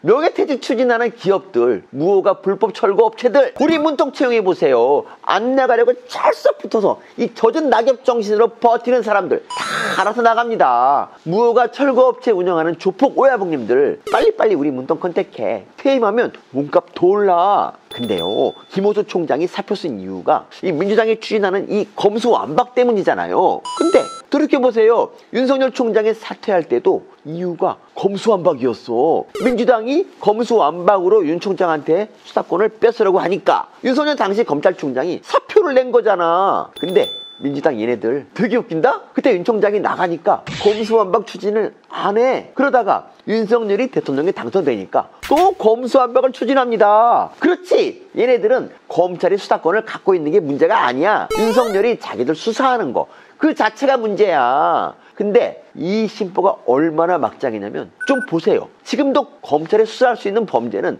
공직범죄, 뭐 부패범죄, 금융범죄 같은 뭐 이런 6대 범죄뿐이에요. 근데 검찰 수사권 사라지면 이런 범죄 저지르는 범죄자들만 아주 신나지. 잡힐 일 없잖아. 그럼 피해는 누가 봐? 국민이 봅니다. 결국 검찰 수사권이 사라질 때 가장 큰 피해자는 국민인데 민주당 얘네들은 이런 거 상관없어. 국민이야. 뭐 죽이 되든 밥이 되든 뭐 떡이 되든 자기네만 안 잡히면 된다 이겁니다. 이게 민주당의 검수완박이에요. 근데 지금 민주당에서 검찰 수사 제일 안 받고 싶은 사람이 누구냐? 그렇지, 이재명. 그래서 이 검수완박을 이재명 지키기 법이라고 합니다. 더 충격적인 건 민주당 의원 전원이 만장일치로 이 검수완박을 당론 채택했다는 거예요. 아, 민주당 이 고쳐서 쓸 수 있을 줄 알았는데 고쳐서 못 써. 얘네 그냥 버려야 돼. 아무튼 원내에서는 이렇게 이재명을 지킨다면 원외에서도 이재명을 지키는 애들이 있어요. 맞아, 개딸들 20, 30대 여성들이 이재명 딸이라면서 이재명 지키기에 나선 거예요. 근데 야, 이것도 미스테리야. 야, 개딸들아, 나 뭐 하나 물어보자. 니네 그 윤석열 여가부 페이지에 이 발끈해서 이재명 지지한다며? 근데 니네 오빠는 괜찮니? 예스파 하고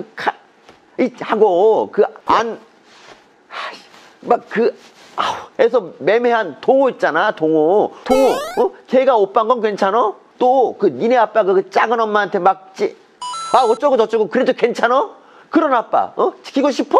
게다가 이재명은 쌍수를 하면 쌍수해도 안 돼. 저처럼 인물도 없어요. 그래서 전 도저히 이해가 안 갑니다. 대체 왜 20, 30대 여성들이 이재명을 지지할까? 그래서 내린 결론, 야, 개딸들아, 니네 여자 아니지. 그렇습니다. 저는 이 개딸들이 굉장히 의심스러워요. 이재명은 문재인이나 조국처럼 이 강력한 팬덤이 없거든. 팬덤이 있어야 거기 묻어가면서 이 표 빨아먹으려는 이 최강욱 같은 의원들이 생길 텐데 그게 없으니까 팬덤을 막 조직한 거 아니야. 뭐 이런 의심이죠. 근데 자발적으로 생긴 팬덤이 아니라 누군가가 의도적으로 조직한 팬덤이라면 이것도 심각한 사기야. 얘네가 공짜로 개딸하겠어? 뭔가 대가가 있겠지. 그럼 이게 멜론 음악 순위 조작하는 거랑 뭐가 달라? 드루킹이 만든 댓글 프로그램의 인간 버전, 이 핸드메이드 수작가 버전이 개딸 아니냐 이겁니다. 결국 이 모든 음흉한 민주당의 움직임 뒤에는 이재명이 있는 거예요. 원외에 팬덤 만들어서 원내 의원들 움직이고 그 사람들이 검수완박법 통과시키는 이 시나리오에서 제일 이득 볼 사람이 이재명이잖아. 그래서 선거는 끝났지만 이 의회 권력을 되찾아올 때까지 아직 싸움은 끝나지 않았습니다. 그리고 민주당아, 니네 수사권 이 검찰한테서 뺏어서 중수청한테 주면 중수청은 수사 설렁설렁 할 것 같니? 그때 뭐 중수청 수사 금지법이라도 만들래? 얘네는 뭐 지네 안 털리려고 공수처 만들고 수사권 조정하고 검수완박하고 우리 법이 무슨 카드 돌려막긴 줄 아냐? 야, 니네 한도 다 찼다. 내 장담하는데 지방선거 때 봐라. 니네 카드 빵꾸야. 뽕. 웃겨서 정권 찬탈. 안녕하세요, 빨대왕 서민입니다. 저 빨대왕 캐치프레이즈가 웃겨서 정권 찬탈이잖아요. 근데 이분 캐치프레이즈는 겁줘서 정권 찬탈 같아요. 네, 민주당 이재명 예비후보 얘기입니다. 대장동 의혹을 보도한 기자를 고발했어요. 어떤 기사를 고발했을까? 최대 5,503억 원 공익 환수, 이재명 주장 따져보니 바로 이 조선일보 기사입니다. 기사 내용은 단순해요. 이 대장동 개발로 이재명 지사가 환수했다고 주장하는 5,503억은 이 공원 만들고 이 터널 뚫고 하는 데 들어간 돈이라서 이익이 아니라 이 사회 기반 시설 조성에 들어간 비용이다. 이런 내용인데 일리가 있어요. 근데도 이재명 캠프는 이 기사를 쓴 기자를 공직선거법이랑 명예훼손으로 고발했어요. 아니, 웃겨서 정권 잡아야지 왜 자꾸 언론에 겁을 줘요? 웃길 자신 없으면 저를 찾아주세요. 제가 딱 2시간만 만지면 웃길 수 있습니다. 근데 재밌는 건 이제부터입니다. 이 기사와 관련해서 이 지사 측이 고발한 사람이 기자 말고 한 사람 더 있어. 이충상 경북대 로스쿨 교수. 이분이 기사에서 5,500억 이익을 봤다는 이재명 지사 논리는 기명적일테다, 뭐 이렇게 말했다고 같이 고발한 겁니다. 근데 기사를 보면요, 이충상 교수 말고도 이 세 분이 더 나와서 이 대장동 개발에 문제가 있다고 말해요. 특히 독하게 말한 분은 한영규 전 경기도 정무부지사거든요. 뭐라고 말했냐면, 이 지사 논리대로라면 분당 개발하면서 지은 분당 수소 고속화도로 공사비 수조 원을 이익이라 말하는 것과 같다. 이 사업 원가를 갖고 허위선진을 하고 있다. 이렇게까지 세게 이 지사를 씹었어요. 근데 왜 이분은 냅두고 이충상 교수만 고발했을까요? 아니, 이분 말고도 이 지사 비판한 다른 분들 많은데 왜 이충상 교수만? 이유를 알면 이재명 지사가 얼마나 쪼잔한 분인지 드러납니다. 이충상 교수가 원래 판사 출신이에요. 2002년에는 수원지법 성남지원 판사였는데요. 그런데 그 당시 이분이 이 검사를 사칭한 사람한테 공무원 자격 사칭죄로 벌금 250만 원을 때린 적이 있어요. 그때 벌금 맞은 사람이 누구냐? 그렇지! 이재명 지사. 검사 사칭으로 전과 있잖아요. 그 재판 1심 판사가 바로 이충상 교수였어요. 근데 그게 2002년이니까 벌써 20년 전 일이잖아요. 우와! 이걸 못 잊네, 우리 이재명 지사! 이렇게 쪼잔하십니다. 20년 전 원한을 안 잊고 기억했다가 이렇게 복수를 하세요. 쪼잔한 게 아니고 이거 무서운 거 아니에요? 나도 몸살해야 되는 거야? 갑자기 무서워. 고소당한 사람은 또 있습니다. 이분은 이재명 지사가 아니라 화천대유한테 고소당했는데요. 이 대장동 개발 의혹을 최초 보도한 경기경제신문 박종명 기자예요. 이 보도 나가자마자 화천대유가 짤없이 고소했습니다.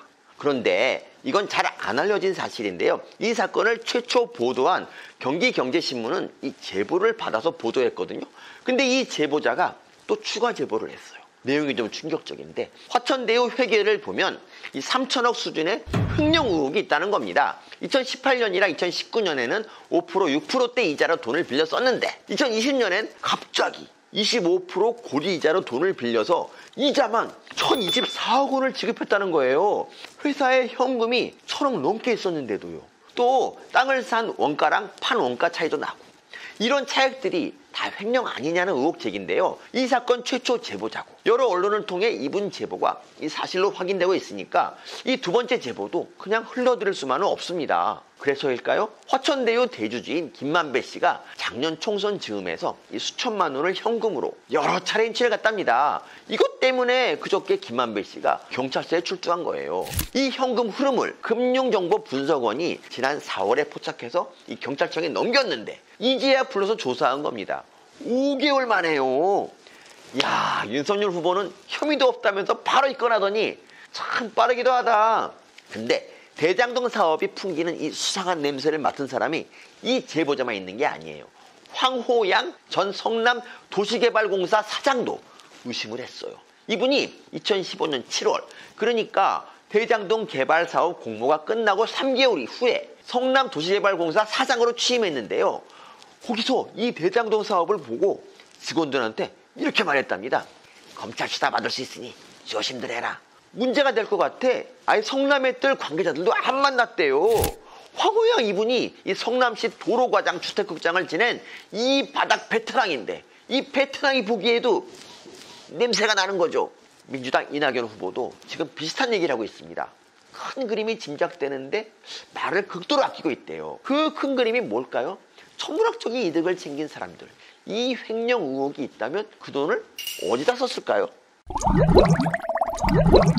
비용의 사유화, 이익의 사유화라는 말이 있습니다. 영어로 Socializing Cost, Privatizing Profits. 이게 2007년 미국 금융위기 때 생긴 말인데요. 이 비용은 공공에 떠맡기고 이익은 개인이 가져간다는 뜻이에요. 근데 이재명 지사를 보면 항상 이 말이 떠오르더라고요. 이번 대장동 개발 의혹도 보세요. 공영개발도 아니고 민간개발도 아니고 이 민관 합동개발이었잖아요. 그래서 민간개발이었다면 꿈도 못 꿀 토지 강제 수용으로 이 땅은 싸게 조달했으면서도 이 공영개발이었다면 또 적용됐을 분양가 상한제는 또 피했어. 그래서 이익이 극대화됐잖아요. 근데 따지고 보면 이 비용은 땅을 강제로 이 싸게 수용당한 원주민들이 된 거고 이익은 화천대유가 챙겨간 거예요. 그 이익에 곽상도, 박영수 같은 똥파리들이 달라붙은 거고요. 비용의 사유야, 이익의 사유화죠. 일산대교 무료화도 있어요. 일산대교 통행료가 지금 소형차 기준 1,200원 정도인데 이 운영권이 국민연금한테 있거든요. 2038년까지 대략 7천억 정도 이 기대 이익을 예상하고 이 국민연금이 투자했어요. 근데 이거 무료화하면 어떻게 될까요? 국민연금 수익이 나빠져서 당연히 국민들한테 피해줘. 대신 이재명 지사는 자기 인기 올라가서 이득 보겠지. 이 비용은 국민이 내고 이득은 개인이 챙기는 겁니다. 이재명 지사가 사랑하는 이 지역화폐도 비슷합니다. 경기도가 올 상반기에 발행한 지역화폐 액수만 2조 4천억인데요. 이 지역화폐 운영사가 코나아이라는 곳이에요. 그런데 지역화폐를 은행에 예치하면 이자 수익이 생기잖아요. 다른 지자체는 그 이자를 지자체가 갖는데 경기도만 이 이자를 코나아이가 갖는답니다. 또 사용 안 한 지역화폐, 이걸 낙전수익이라고 하는데 이것도 다른 지자체는 해당 지자체가 갖는데 이 경기도만 코나아이가 갖는데요. 이 회사가 경기도랑 2018년 12월에 계약을 했는데요. 그래서 계약 이후 이 폭풍 성장을 합니다. 2018년 이 회사 수수료 매출액이 10억 원이었는데 2020년에는 5,800% 늘어난 583억이래요. 지역화폐라는 공공부문의 일을 하는데 이익은 코나아이라는 민간업체가 많이 가져갈 수 있게 설계된 거죠. 그리고 이 코나아이 대정부 사업 부문장이 이재명 TV 제작자 출신이랍니다. 뭔가 대장동이나 비슷하지 않아요? 그래서 저는 이 비용의 사유화, 이익의 사유화를 우리 시민사회가 잘 감시해야 할 것 같아요. 안 그러면 이 대장동 같은 사건이 언제든지 또 터질 수 있으니까요. 그런데 이재명 지사 대표 공약, 기본소득 있잖아요. 이 기본소득도 지역화폐로 지급한대요. 우와, 소름. 이 줄은 똑바로 떠야겠습니다. 웃겨서 정권 찬탈. 안녕하세요, 빨대양 서민입니다. 국감 증인 채택 빵명, 자료 제출 빵건. 이번 이재명 경기도지사 국정감사 스코어입니다. 국감에서 이재명 지사 이야기만 들으면 뭐해? 다른 사람도 불러서 이재명 이야기가 맞나 비교해야죠. 근데 이거 못 부르게 막은 사람이 누구다? 180석 민주당입니다. 이뿐인가요? 핵심 자료 하나도 제출 안 했어. 이재명 말이 맞는지 이 문서로도 확인해야죠. 근데 자료 제출 안 한 사람이 누구다? 이재명 지사입니다. 아니, 국민의힘 게이트라며. 그럼 잘 됐네. 얼른 증인 부르고 자료 제출해서 이 나쁜 토건 세력들 달달 털어야지. 근데 이 좋은 걸 왜 안 해? 왜 이렇게 조사를 방해하고 반대해? 이유는 바로 조사를 반대하는 사람이 범인이걸랑. 이번 국감에서 야당 의원들이 힘을 못 발휘했다고. 물론 이제 그런 면도 있는데 그 프레임에 놀아나면 안 됩니다. 중요한 건 이 권력의 불나방 같은 이 민주당 180마리 불나방들이 증인 채택은 맞고 이재명 지사가 자료 제출 안 했다는 사실이에요. 그런데도 이재명 지사 국감에 나와서 판넬 들었더라? 돈 받은 자는 범인이고 작물 나는 자는 도둑이라고.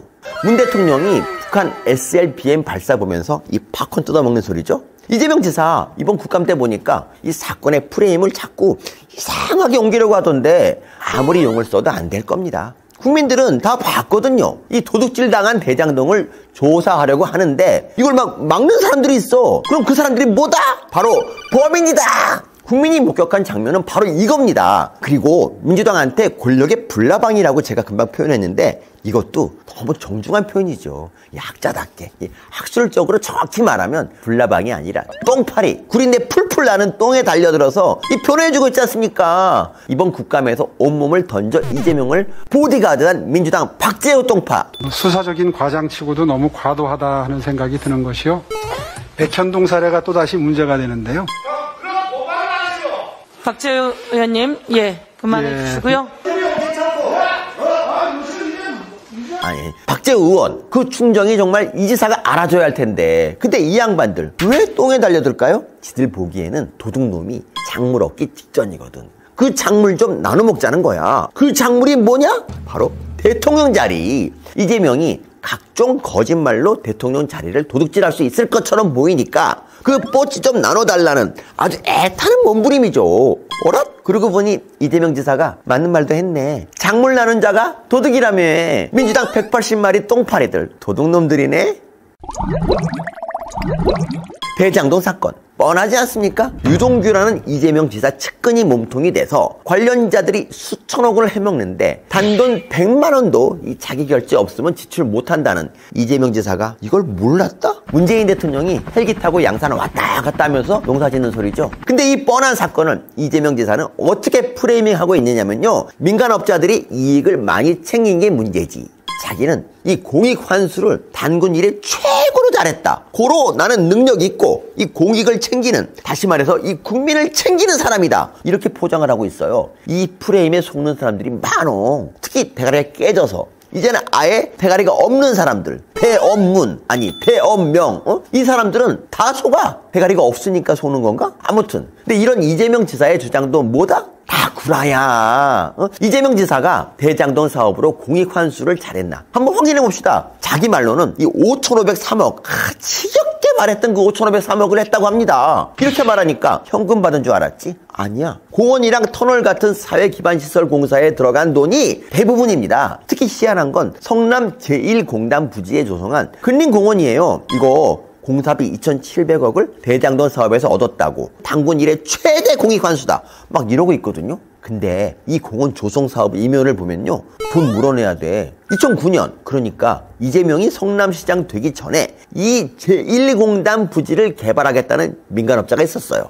성남시에서 다 허가해준 이 사업을 이재명이 성남시장 되면서 취소시켜버립니다. 그리고 이걸 대장동이랑 엮어서 결합 개발 사업을 추진해요. 그러면 원래 개발하려고 했던 업자는 빡 돌잖아? 그래서 성남시 상대로, 아니야, 성남시뿐만이 아닙니다. 이분이 얼마나 억울했는지 이재명 개인을 상대로도 소송을 냈어요. 그리고 1심 재판 결과 성남시는 325억 원을 배상해라! 대장동 개발로 화천대유가 수천억을 추킹한 이면에 성남시는 이 시민 세금으로 325억을 뱉어내야 되는 겁니다. 이게 이재명 지사가 자랑하는 공익환수 꼬라지예요. 2,700억 공원 공사비 얻고 320억 뱉어내면 그래도 뭐 2,300억 정도 이익 아니냐, 이렇게 생각할 수도 있습니다. 근데 이것도 따져봅시다. 대장동 사업 부지가 14만 평방미터예요. 근데 이 사업으로 얻었다는 공원의 크기는 4만 평방미터. 비율로 따지면 28%예요. 근데 금방 말한 제1공단 개발하려고 했던 민간업체, 이 성남시를 고소했다는 그 업체 있잖아요. 그 업체도 사업 부지 안에 이 공원이랑 녹지를 조성하겠다고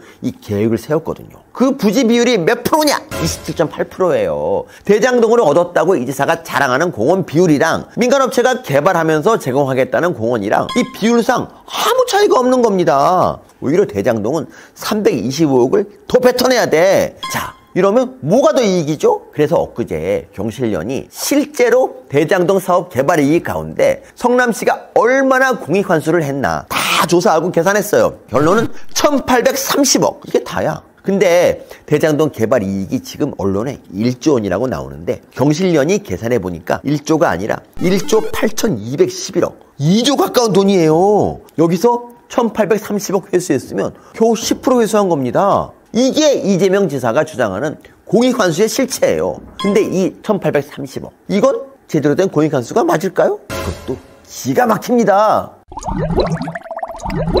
이 공익환수 금액 1830억을 따지려면 더 근본적인 질문을 해야 합니다. 이재명 지사는 자기가 공영개발을 하려고 했는데 성남시 의회를 장악한 토건 세력, 그러니까 당시 새누리당이 이 공영개발을 막았다고 주장하잖아요. 근데 이재명 지사가 그토록 좋아하는 공영개발, 이 공영개발은 왜 해야 할까요? 이 공영개발을 하면 사업 주체가 토지 수용권, 토지 용도 변경권, 이 독점 개발권이라는 아주 강력한 권한을 갖거든요. 이거 개인 사유재산 침해하는 권한입니다. 근데 국민은 자기 손해보면서 왜 이런 무지막지한 권한을 정부에 준 걸까요? 질 좋고 값싼 주택 보급하라는 공익적인 이유 때문입니다. 개인 재산 손해를 보면서, 여기서는 이 대장동 원주민들이죠. 이재명 지사 국감에 온다니까 억울하다고 국회에 와서 시위까지 하고 갔는데, 아무튼 이분들이 손해보면서 양보해준 재산을 가지고 입술이 부르트게 공영개발 떠드는 이재명 지사는 그럼 과연 질 좋고 값싼 주택을 보급했을까요? 질 좋은지는 모르겠는데 대장동에 들어선 아파트 가격 여러분 다 아시죠? 22평이 11억! 이게 이재명식 공영개발 결과입니다. 분양가 상한제를 날려버렸거든. 그래, 이건 부동산 폭등한 결과도 있다고 쳐요. 그러면 대장동에 지어진 임대아파트는 어떨까? 도시개발법상 이 공공개발을 하면 임대주택 비율을 최소 25% 정도 지어야 돼요. 대장동도 성남도시개발공사가 50% 더하기 1주를 가진 또 공영개발이잖아. 근데도 대장동 임대주택 비율은 최초 사업 때부터 15%였습니다. 아니, 공영개발하겠다면서 대통령 되면 기본주택 하겠다며. 그럼 임대 비율을 높여야지 그걸 낮춰? 이렇게 말이랑 행동이 다르니까 아수라라는 별명이 붙는 거 아닙니까? 근데 놀랍게도 이 임대 비율 15%조차 안 지켜줘요. 대장동 임대 비율은 최종적으로 6.7%거든. 그 좋다는 공영개발, 이 지사가 입이 마르게 칭찬하는 그 공영개발을 했는데 왜 이 꼴을 맞을까요? 바로 여기에 이 지사가 공익 환수했다는 현금 1830억의 비밀이 있습니다. 원래 성남시는 이 돈으로 임대아파트 부지를 살 계획이었거든요. 임대주택 1200가구가 들어설 부지였어요. 근데 이 부지를 팔아버린 겁니다. 그렇게 마련한 돈이 1830억이에요. 그 결과 토지 강제 수용권을 발동해서 만든 땅에서 어처구니 없게도 임대 비율은 6.7%. 대체 공영개발을 왜 했는지 전혀 알 수 없는 이 처참한 결과가 나온 거예요. 이 공영개발로 질 좋고 값싼 주택을 공급하겠다는 생각은 이 지사한테는 애당초부터 없었던 겁니다. 그렇다면 양심 리스하게 만든 이 1830억은 대체 어디다 쓰려고 했을까요? 1인당 18만원씩 성남 시민들한테 뿌리려고 했답니다. 자기가 이 경기도지사 선거 출마 직전이었거든. 무주택 저소득층을 위한 임대주택 부지를 팔아서 자기 선거에 이용하려고 한 겁니다. 이게 이재명 지사가 이 잘났다고 떠드는 공영개발의 실체고, 단군 일의 최대라 설레발치는 이 공익환수의 실상이에요. 그러니까 이 지사가 밑밥 가는 프레임에 속지 말아야 돼. 다시 한번 반복해 봅시다. 대장동 사업 돈 받은 사람이 아니라 이 조사 반대하는 사람이 범인이고, 단군 일의 최대 공익 환수가 아니라 단군 일의 최대 사익 환수다. 근데 재밌는 조사가 나왔어요. 엊그제 여론조사 결과인데요. 이재명 지사는 야당 후보 누구든지 간에 이 양자 대결만 하면 32% 정도 지지율이 나옵니다. 신기하죠? 정확히는 32%에서 35%까지 뭐 좀 편차는 있는데 평균 내면 32% 정도예요. 그런데 같은 날 나온 다른 여론조사를 보면요, 이 정권 교체를 위해 국민의힘이 집권해야 된다. 이게 57.7%. 정권 안정을 위해 더불어민주당이 재집권해야 된다. 놀랍게도 32%. 또 32%야. 소름 아니야, 소름? 이게 매직 넘버입니다. 그렇지, 이 두부가 파손되신 분들 숫자가 딱 32%라는 거예요. 이재명 지사가 여권 후보가 되면서 중도 확장성이 완전히 사라져버렸다는 방증이거든요. 당연하지. 이 대장동 사건 보면서 이 정상적인 사람 누가 이재명 지사를 지지하겠어요. 그리고 하나 더, 역대 대통령 중에 32%로 당선된 사람은 아무도 없다는 거. 그러니 두부 파손되신 분들, 대장동 사업이 단군 일의 최대 공익환수 사업이라고 줄기차게 믿으면서 신앙생활 열심히 하세요. 지금처럼 인터넷이랑 SNS 여기저기에 민폐 잔뜩 끼치고요. 여러분들의 대언명 신앙생활이 극성스러울수록 야권 승리는 더더욱 단단해지니까요. 근데 평생 그렇게 살면 안 되잖아. 그러니까 대선까지는 그냥 그렇게 살고 대선 끝나면 저 찾아오세요. 제가 무료로 수술해 드릴게. 비록 제가 진료는 안 보는 의사지만 두개골 봉합 수술은 내가 화타야. 이 PD 빨리 그 수술 준비해요. 웃겨서 정권 찬탈. 안녕하세요, 빨대양 서민입니다. 문 대통령이 G20 참석차 28일 유럽으로 출국합니다. 코로나인데도 뻔질나게 나가시는데 그래도 이번이 임기 마지막 해외 출장이 될 것 같대요. 아이고, 우리 김정숙 여사님 섭섭해서 웃잖아요. 그래서 G20가 열리는 로마 유행기후변화 협약이 열리는 영국만 가는 게 아니라 오는 길에 헝가리까지 들린답니다. 남편들은 배워야 돼. 우리 김정숙 여사님 아직 헝가리 부다페스트는 못 가봤거든. 와이프 살뜰히 챙기는 우리 문 대통령님 너무 러블리하다. 근데 대통령님, 이걸로는 모자라요. 대통령님이 챙길 사람이 또 있습니다. 아주 중요한 사람이에요. 그 사람이 누구냐? 바로 한전 직원. 우리 경애하고 친애하는 이재명 최고 존엄 경기도 최종 보스 민주당 대선 후보 각각 하는 거 보셨죠? 유동규가 대장동 사건 핵심으로 드러나니까 이랬잖아. 한전 직원이 뇌물 받으면 대통령이 사퇴하냐? 근데 그 한전 직원 유동규랑 이재명 지사가 7년 전에 같이 9박 10일 호주 출장 다녀왔답니다. 이게 얼마나 아름답고 이 강제문양한 장면입니까? 한전 직원이랑 해외 출장 다니는 대통령이라니. 이렇게 자유로우시니까 민주당 대선 후보 되는 거잖아요. 이런 건 우리 문 대통령님이 배워야 돼. 근데 아직 놀라지 마. 더 있어. 유동규랑 이 출장을 다녀온 17일 뒤 이재명 지사 대장동 SPC 설립 승인 보고서에 결재했대요. 이게 무슨 뜻이야? 커피나 타다 바치고 승용차 문이나 열어줄 까마득한 깡말단 하이텍 직원이랑도 이 거국적으로 시정을 논의한 거잖아. 우와, 우리 이재명 경기도 최종 보스 각하님의 만민 평등한 사랑. 눈물이 복받쳐 제가 9박 10일 회갯잎을 적셨어요. 그런 의미에서 문 대통령님 이번 G20 출장은 피 같은 세금 7억 지출하면서 BTS 섭외하는 그런 뻔한 퍼포먼스 하지 말고 한전 직원이랑 다녀오세요. 차세대 리더 최고 존엄 경기도 보스 이재명 대선 후보 가깝게 배울 건 배우셔야죠. 그래야 퇴무 양산에서 오래오래 농사 지으면서 만수무강 가십니다. 근데 우리 이재명 대선 후보 각하 폐하님이 터 잡았던 성남 있잖아. 여기 지세가 명당이야. 잭팟이 엄청 터져. 맨날 터져. 대박난 애들이 대장동 애들만이 아니거든요. 지금 논란이 되고 있는 백현동 있잖아요. 거기 시행사가 성남 R&D PFV라는 회사인데 얘네들 있잖아.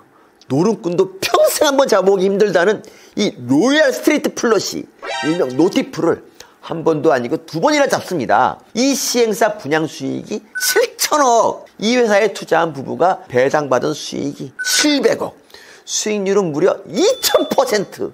대박이지 않습니까? 이거 그래서 우리 이재명 각하를 의심하는 분들이 많은데 아니야. 의심하지 마. 성남 국제 마피아파도 인터넷 도박으로 돈 벌었다잖아. 대장동도 그렇고 백현동도 그렇고 국제 마피아파도 그렇고 이건 다 우리 이재명 각하가 외야국 맡으신 성남이 노름에 최적화된 명당이라서 그런 거야. 라스베가스 갬블러 형님들 이사 와야겠는데? 앞으로 신한율은 K노름인가? 자, 그렇다면 성남 R&D 그러니까 백현동 시행사는 어떻게 노티프를 2번이나 잡았나? 백현동이 성남시 분당구에 있는 동네인데 우리 이재명 각하 나와버리죠? 여기가 원래 한국식품연구원 부지였어요. 근데 공공기관들 지방으로 막 이전하면서 전북 완주로 이사 가거든요? 그럼 이 땅을 팔아야 하잖아.